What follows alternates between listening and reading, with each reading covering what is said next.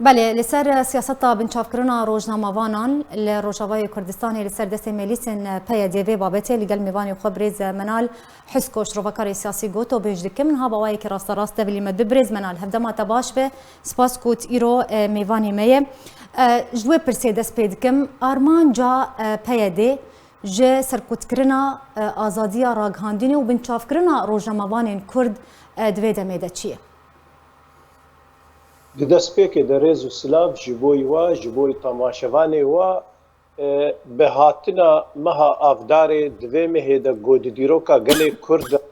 pir cihê weket boî jê biyerê xweş û nexweş e meha adarê di dîroka Kurda da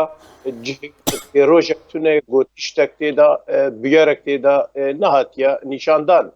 Ji ber vê jî kê ez divê mehê de goyek ji mehê goşoreşa Sûriye jî berî go 11 sala wekî niha ke dest pê kir ji berjarê Derayê û qamişlo dengê azadiyê bilind bû îro roj ez diriya were bang li miletê Kurd dikim li hemî deverî li kî derê dibin li hundir û welat yan jî kê li metropola bin got li dijî çeteyê PKK li dijî kiryarê PKK û mafyatê Qendîlê îro rabin şoreşeke aştî û azadî li dijî va kiryarê PKK û PYD di nava gelê Kurda gereka pêwîst e û îro bi rastî jî dema wê naye. Nisbetî pirsata çima îro roj bi taybetî kesê rojnamevan yanî dibine armanc ji siyaseta PKK ra yan jî kê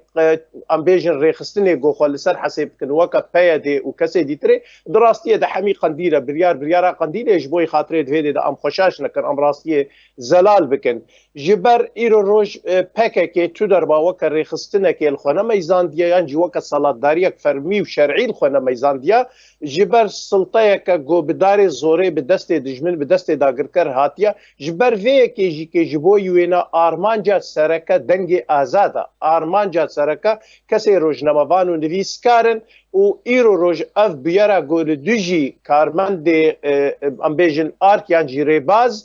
ji erkê wayî normal e ji ber got rêbaz û ark û çend saytê dîtirkê jî ev ê got rastiya PKK li ser erdê zelal dikin ji aliyê feqîrbûnê, birçîbûnê, revandinê, wêrankirinê, talankirinê û girtina û kuştina xelkê. Ji ber vê jî kê îro armanc dengê azad e, dengê azad di Kurdistanê de qut bikin.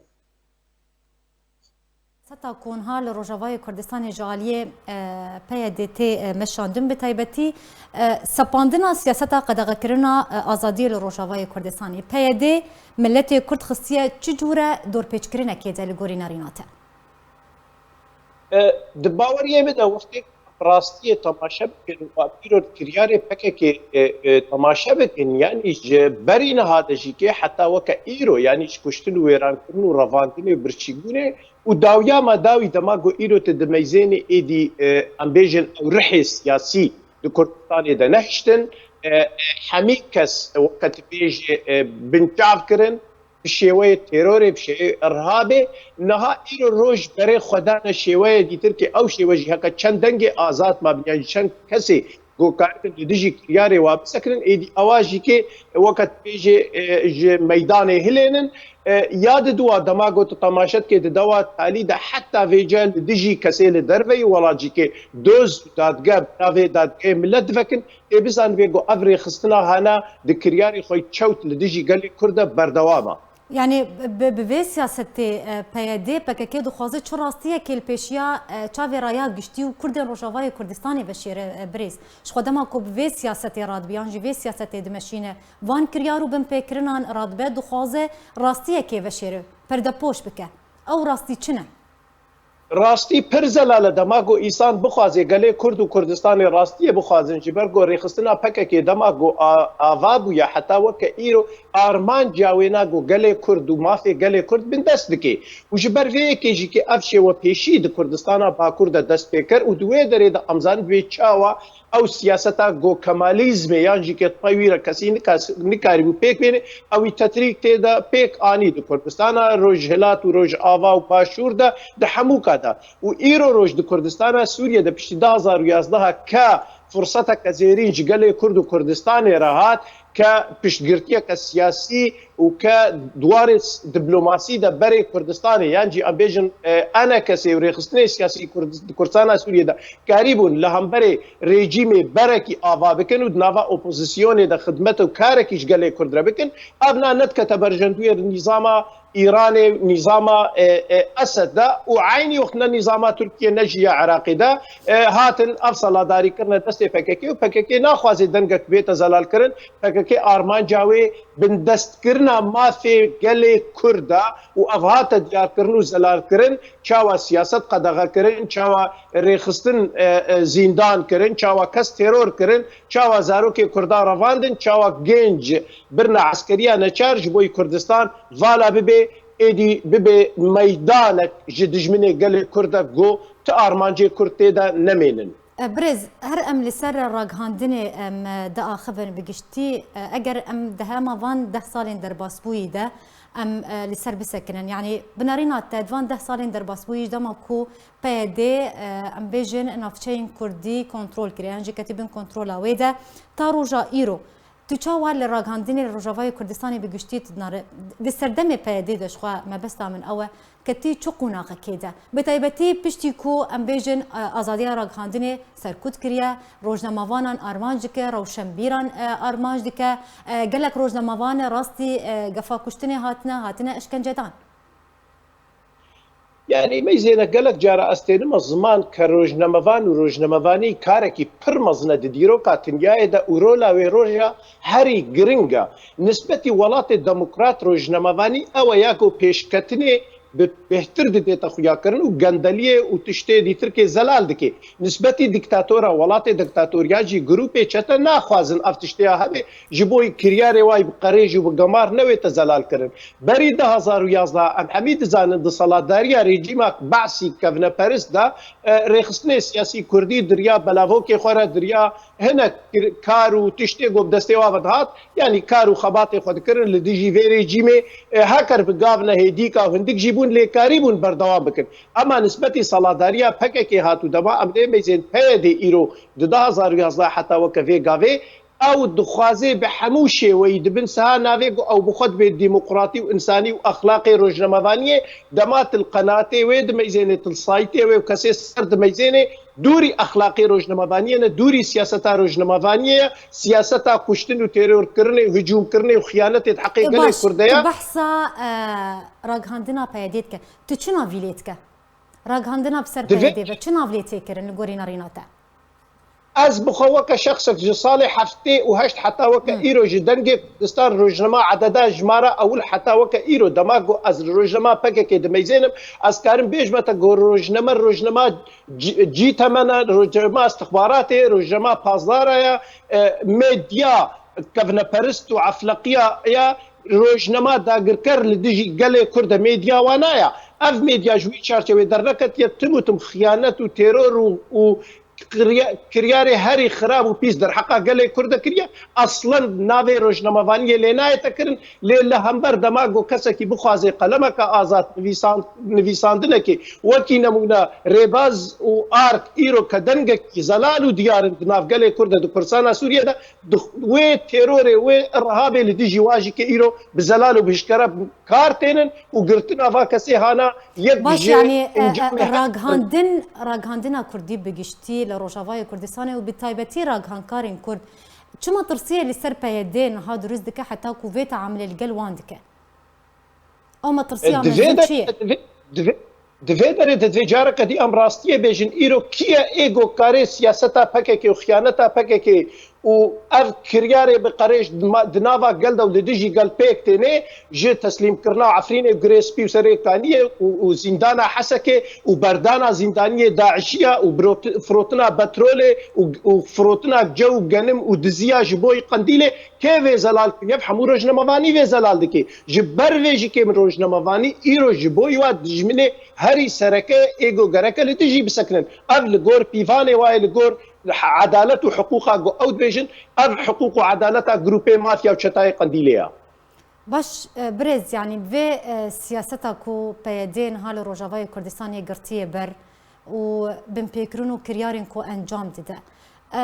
چه زیانه گهاندی نافچین کردی لروجاوای کردستانی بگشتی؟ باوریه میده وقتی گو ایرو عمل زیان میزن ما زیان جوار مصر اچاوا ببی دما گو ایرو عفرین حتی بجاره که ویران کرن کوبانه بوم متحفه کدیروکی گریس بیو سریکانیه چو ایرو نسبتا ملت غریب دعفري عمود دو قامش لو دو ديركي دو تربسبيه دا ايرو تغييرات ديموغرافيك وتشيبويا ايرو حمي جروب لسر عرضيها انا جروبي حزب الله وش جروبي حشد شعبي وش داعشيه وش حموكسي لسر عرضينا جروبي عربه وش جروبي سوتورو مسيحيه لكسي كرد نابي كاربكي نابي خباتبكي رخصني سياسي نابي هبن يعني وقت بإيرو بكي دريزا مال كرنا مال ويرار كرنا قال لي كرد بردوامه دفي ام في راستي بيجن دفي قال لي كرد ورخصني سياسي في راستي البرش عفدين دفي كاربن شاركي ببينن ايدي جنوب ببراتي وبدوستاني ببكي كيرن نامشي يعني دفي تفقرا كردي بارتين كردي لروجافاي كردستاني تشبكن تش اركل سروانه بويستا تشو وركرن دباور يمد دماغو ازراستيه زلال وديار بك مش قال خورا ام راستيه صرت اولي دينن دفي ام راست يهكر ام دوزا قال كردكن هكر ام دبر ما في قال كرد ايرو خبات دكن جرك وي شاخي ام قيمه خب حموشه ويا بينن او شويه جو بكيكي كاري فين بك او شويه جو شتا ومنتاليتيت وذهنيتها وكاريتها قبول بك دفي ام وي شويه بيك بينن قبل تفقرا سياسي كردي دمينه دفي تفقرا سياسي كردي في بديلها ببينه وملت بيجو مال ال بيشتاوا بواره بي وكسل اوروبا وكسل متروبولا وشدا فريبي حمي ببرياره تفقرا سياسي كردي ربي جبر ايرو كاري قنديله تيجو ملتك يويران بك اف ملت جمافي يقول برخو بدي يعني كيارو بنبيكرين وان جهر آليكي چه أنا كسبة چه بدا كسبة قالك آلين دهنا يعني كريارين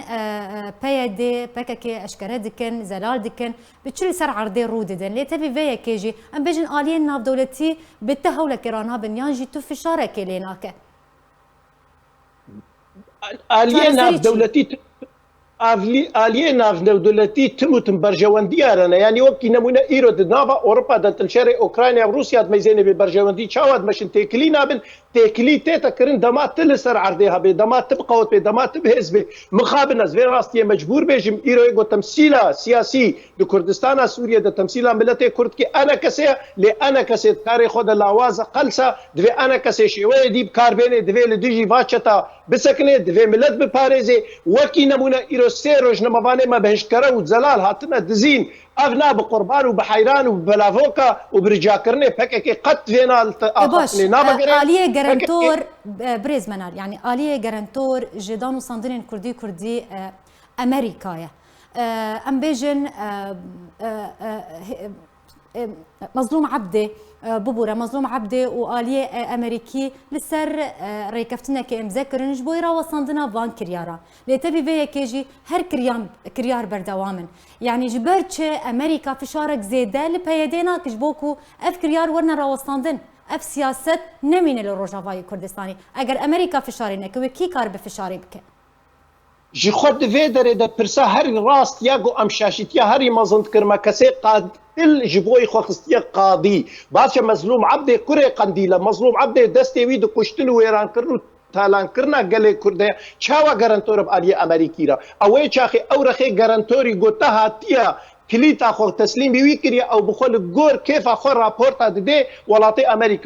امريكا جي كهشكره وزلال دك ايرو بحاجه عسكره قد بروي د شر بكن بحاجه جروب تشتو مرتزقه لي قالوا د فيدر د تشاوا تفكر سياسي كردي وانا كسب طيوتي د بيجي مظلوم عبد وك كسكي وك غارانتورا عيني وخد جو مظلوم عبد كسكي قاتل قال كردا وافانا باثبات وببذيس وببلغات يا بلغا كرن د فيدر د انا كسب الزلال دعوه الامريكيه نال مظلوم عبد بكي دفي خبخي جارانتور نا مظلوم عبد بكي جارانتور يا ناش امريكيه ربيجي اف قفتو جو نراستن اف تشتي جو تخوازيت نابه تسري روجانانينا حواله متينا كشتنو تالان كرنو شوطاندن زيتانا دا لي اما مظلوم عبد وجارانتوريا مظلوم عبد ادفيد دبينم ام نحقيه كيت حقي قال كرد دكن ام حق نحقيه كيت د حقي واكسيرو قرتي زندار كري بنشعف كري نجبر مظلوم عبد الشريكه في تالان كرني في كشتنيا بله زور سپاس بو میوانی مش روکاری سیاسی برز من الحسکو ایروت میوانی ما بول سر بابتی گلکی سپاسیاتت